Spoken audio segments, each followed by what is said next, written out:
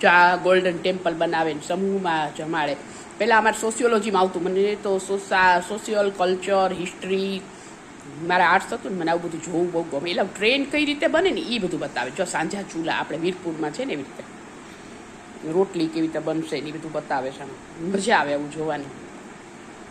જો સાંજા ચૂલા પંજાબનું, તો મને તો આવું બધું જોવાની બહુ મજા આવે. હિસ્ટોરિકલ કલ્ચર, એમાં રાજવાડા, મને રાજસ્થાનના રજવાડા જોવા બહુ ગમે.